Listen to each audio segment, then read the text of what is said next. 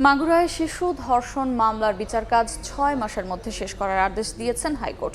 একই সঙ্গে ভুক্তভোগীর পরিবারকে দেখভালে সমাজসেবা কর্মকর্তা নিয়োগ দিতে বলেছেন। রোববার বিচারপতি ফারাহ মাহবুব ও দেবাশিস রায় চৌধুরীর হাইকোর্ট বেঞ্চ এ আদেশ দেন।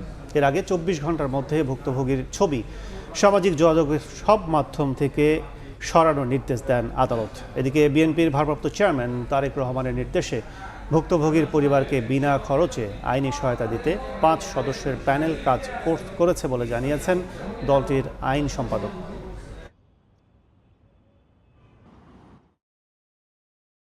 8 বছরের শিশু যিনি ভিকটিম এবং তার বোন যার বয়স 14 বছর, সেও শিশু, এই দুইজনের যেই নাম এবং ছবি এবং ভিন্ন ভিডিও চিত্র অথবা ছবি এবং অন্যান্য কিছু যেগুলা বিভিন্ন মিডিয়ার মাধ্যমে অথবা সোশ্যাল মিডিয়ার মাধ্যমে প্রচার হয়েছে, সেগুলো ইমিডিয়েটলি 24 ঘন্টার মধ্যে রিমুভ করার জন্য দুইজন ওয়েলফেয়ার অফিসার ঢাকা এবং মাগুরা উভয় তারা হচ্ছে কি ইমিডিয়েটলি বাচ্চাটাকে লুক আফটার করা শুরু করবে, যাতে করে বাচ্চাটার সেফটি, হেলথ, সোশ্যাল স্টেটাস সবকিছু যেন তারা যেন প্রপারলি এনশিওর করতে পারে, পার্টিকুলারলি যাতে করে বাচ্চাগুলো যেন কোথাও হিন্ডার্ড না হয়।